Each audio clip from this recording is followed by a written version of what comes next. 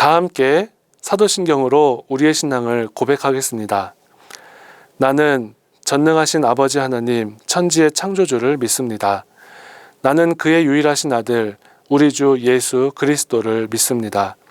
그는 성령으로 잉태되어 동정녀 마리아에게서 나시고 본디오 빌라도에게 고난을 받아 십자가에 못 박혀 죽으시고 장사된 지 사흘 만에 죽은 자 가운데서 다시 살아나셨으며 하늘에 오르시어 전능하신 아버지 하나님 우편에 앉아 계시다가 거기로부터 살아있는 자와 죽은 자를 심판하러 오십니다. 나는 성령을 믿으며 거룩한 공교회와 성도의 교제와 죄를 용서받는 것과 몸의 부활과 영생을 믿습니다. 아멘.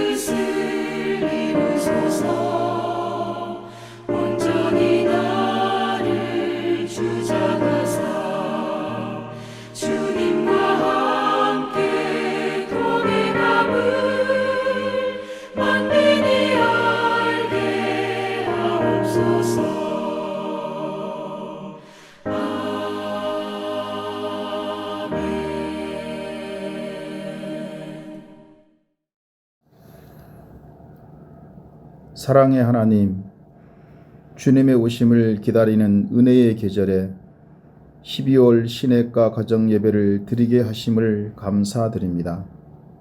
이 시간 함께 모여 예배 드리는 모든 가정에 성령의 충만한 은혜를 내려 주옵소서. 세상의 빛으로 오신 주님, 이 땅에 오신 하나님의 크신 사랑을 기뻐하며 선포하고 찬양하기 원하오니 우리에게 큰 믿음을 더하여 주옵소서. 우리 천안중앙교회가 이 믿음을 따라 이 땅에 오신 주님처럼 더 약한 사람들, 더 가난한 사람들, 더 애로운 사람들의 친구가 되게 하여 주옵소서. 가정 예배를 기뻐하시는 하나님, 우리 교회에 가정 예배를 드리는 가정이 계속하여 세워지게 하옵소서. 예배를 드리는 가정이 되어 주님의 십자가 각 가정에 세워지게 하여 주시고 구원의 은혜를 찬양하는 가정들이 되게 하옵소서. 부모는 본이 되는 신앙의 모습으로 살게 하여 주시고 자녀는 이 땅의 작은 예수로 자라나게 하여 주소서. 하나님께서 기뻐하는 가정의 모습이 되게 하옵소서. 우리를 사랑하여 이 땅에 오시고 구원의 은혜를 주신 예수님의 이름으로 기도드리옵나이다. 아멘. 오늘 우리 가정에 주시는 하나님의 말씀은 구약성경 다니엘 1장 17절에서 21절까지의 말씀입니다. 하나님의 말씀을 봉독하겠습니다. 하나님이 이 네 소년에게 학문을 주시고 모든 서적을 깨닫게 하시고 지혜를 주셨으니 다니엘은 또 모든 환상과 꿈을 깨달아 알더라. 왕이 말한 대로 그들을 불러들일 기한이 찼으므로 환관장이 그들을 느부갓네살 앞으로 데리고 가니 왕이 그들과 말하여 보매 무리 중에 다니엘과 하나냐와 미사엘과 아사랴와 같은 자가 없으므로 그들을 왕 앞에 서게 하고 왕이 그들에게 모든 일을 묻는 중에 그 지혜와 총명이 온 나라 박수와 술객보다 10배나 나은 줄을 아니라. 다니엘은 고레스 왕 원년까지 있으니라. 아멘.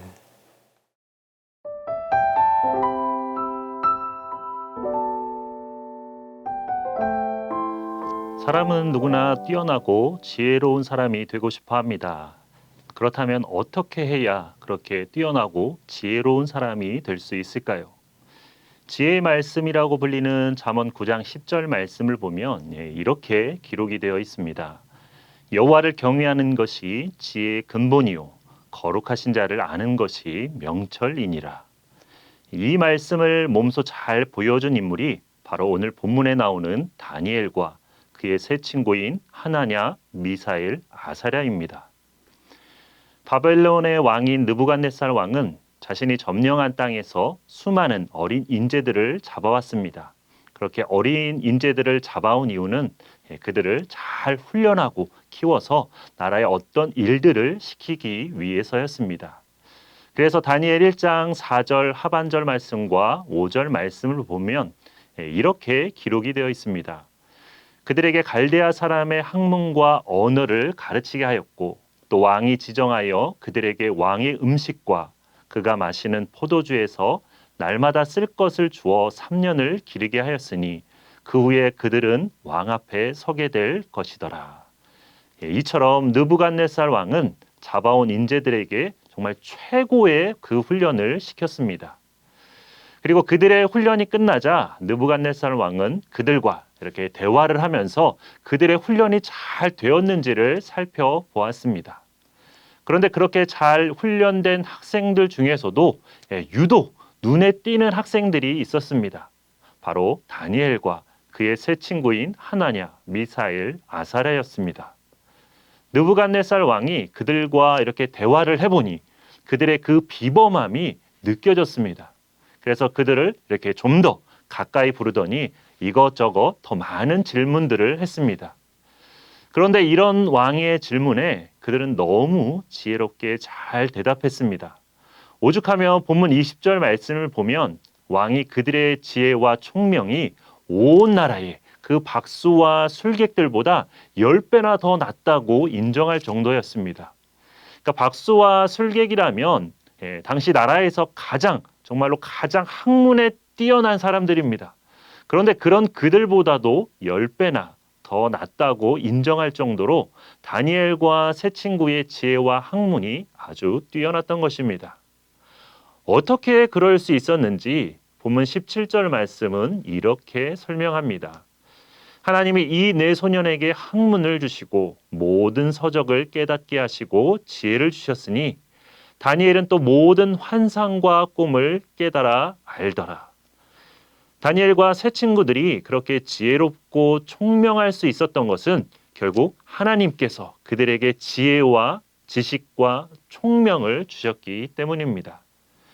그런데 그에 앞서 우리가 잊지 말아야 할 것은 다니엘과 세 친구가 어떻게 그렇게 하나님으로부터 지혜와 지식과 총명을 받게 되었는가 하는 것입니다. 다니엘 1장 8절 말씀입니다. 다니엘은 뜻을 정하여 왕의 음식과 그가 마시는 포도주로 자기를 더럽히지 아니하리라 하고 자기를 더럽히지 아니하도록 황관장에게 구하니.